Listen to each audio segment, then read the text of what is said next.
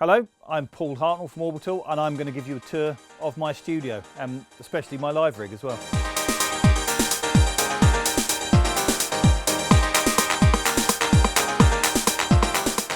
These are the latest two Orbital acquisitions, Waldorf Quantum and the Sequential Prophet X. Both basically samplers is what I've got them for. I've been waiting for someone to do a modern hardware sampler, not based on a drum machine, but based on an actual keyboard sampler. So that's what these are, and this is something that I've been really itching to get back into, is hardware keyboard sampling. Frustratingly, we just got them while we were programming and working on the live set, so I haven't had a chance to really play with them.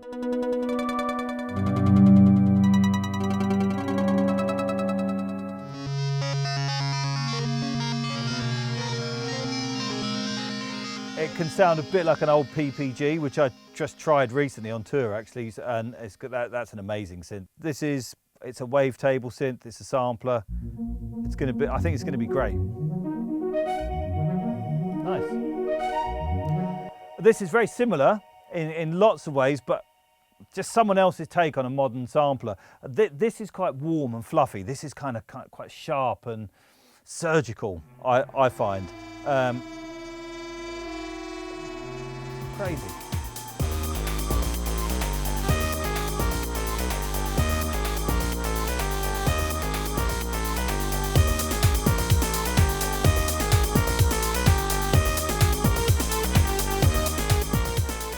So from the newest things in the room to the oldest thing in the room, this is a Putney Mark 1, so it's proper old. I got it from the guy who still runs the company, Robin, and this was his own personal one, and he's kindly sold it to me. So this is just such a lovely bit of vintage kit.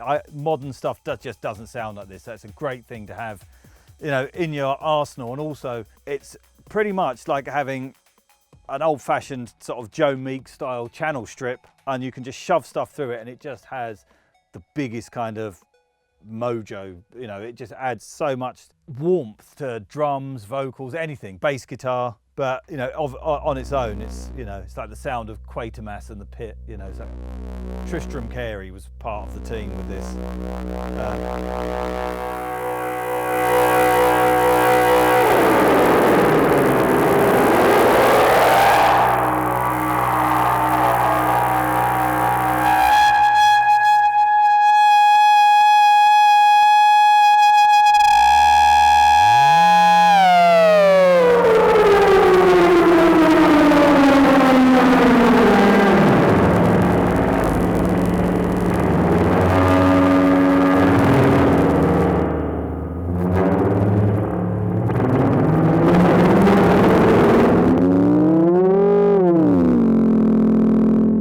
The way it kind of beats together, the way the oscillators work is just so unique. So, you know, you get amazing tones like that, you know, sometimes it's quite hard to control with a keyboard, so you might want to sort of sample things like that and then make a patch out of it. But, you know, I find it's just a great playground. It's a great place to start and then just develop some stuff and see where you go with it.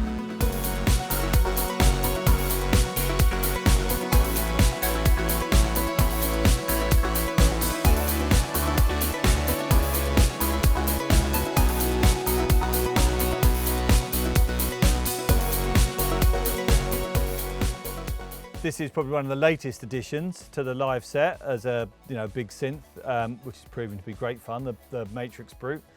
And this is the oldest synth in the live setup. It's so integral to the Orbital sound at least from the early 90s, that whenever we play the old tracks without taking it live, it never feels right. So we're bringing this all the time. It's the sound we use in Impact. First time I came across this, it was at the end of the town that I grew up in Sevenoaks. There was a sort of second-hand record shop and musical equipment shop, and they had this in there for £200 with a flight case, custom output as well. No brainer, really. It's brilliant, and it was the first kind of big poly synth that full of knobs that I'd ever had. I loved Roland synths anyway. You know, it was always supposed to be the sort of the poor cousin to the Jupiter-8, but to be honest, I've got a Jupiter-8 as well, but this is the one that I take live because it's just, it's not, well, it is a poor cousin in certain ways, but really it's got its own sound. This is much more electric and aggressive, I think, than the Jupiter-8, which is really beautiful and silky. You know, we use this for quite angry sounds.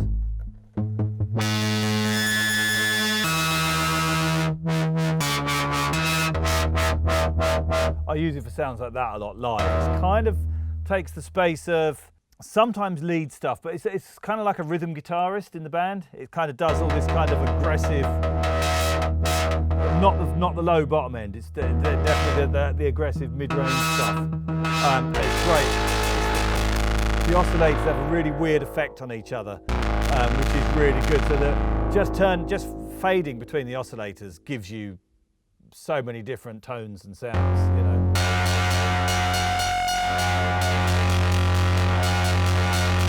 So that's great, you know, but it can do soft as well. And quite delicate, which we use it for as well.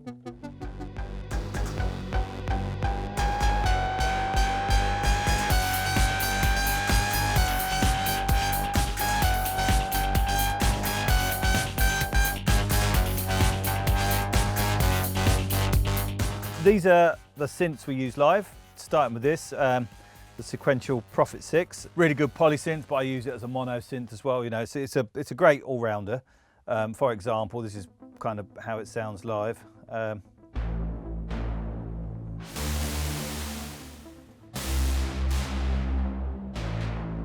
it's nice. Yeah, great synth for modulating as well. Nice kind of high pass filter as well, which means you can kind of disappear it and bring it back in. And it's got a good distortion on it as well, which is really nice to kind of fade that in for a bit of extra volume and grip at some point. The Virus, now that's an interesting synth.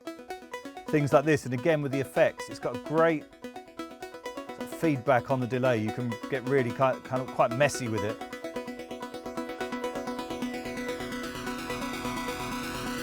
Things like that are really good live because you can like let that build over the beat and things like that, and play with the effects on it in a way that's really quite nice. But again, you can hear it's kind of got a really good crunchy distortion kind of element to it. Bass Station 2, that's definitely one of our kind of chief generals for live. This is going to sound like I'm being rude, and I'm not. It's got a kind of Roland kind of character to it, which is a lovely kind of sharp kind of sound, but with the sort of distortion and overdrive, you can sort of warm it up and it all of a sudden gets quite moogy as well as having its own thing and all the modern sort of bits that you want, like syncable LFOs and that kind of thing.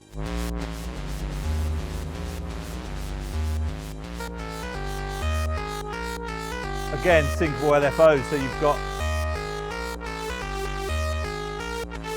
you know, the ability to mess it up. And I really like, one of the other things I like to do is stepping through the kind of octaves as it's playing. I love stepped octaves, they're really good fun. I do that in another track, Satan, actually, for the bass is really nice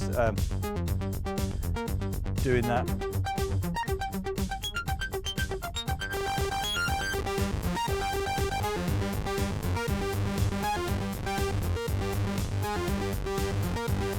And it's very characterful, the way it blends its oscillators. If you keep them down, it's smooth. If you turn them up, they kind of destroy each other in a really nice way. Again, you can really mess with the sound by just playing with the oscillator volumes. Yeah, it's really laid out beautifully. It's got knobs just where you want them. It's perfect. Great live instrument. Great instrument, full stop. The Peak, you know, the Bass Station's big brother, big poly kind of synth. We've been using that. We're kind of incorporating that into the set now. Because it's poly, of course, it's good for chords as well, you know.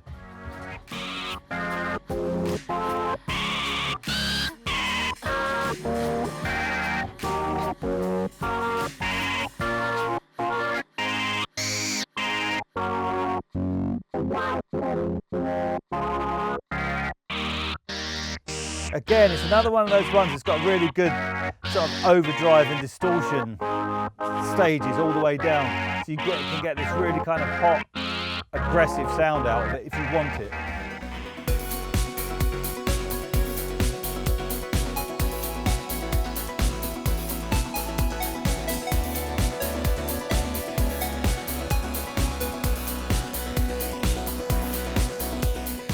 This is the Macbeth M5N. The thing that I like about this live is it's got no presets. You have to make each sound up on the fly. And I used to really enjoy that every track, I had it in most tracks, and every track I'd go, right, okay, this is the point that I either change the sound or take it out of the arrangement, quickly get the sound how I want it, start that sequence and go, oh, that's not quite right, and have to tweak it live. And I think that was part of the charm and the joy of doing it. And you kind of learn how to do it really well, and also you get little happy accidents and you think, oh, I'm going to go with that. The only Scottish synth I can think of, I've got nothing to compare it to, but these are the kind of things you get.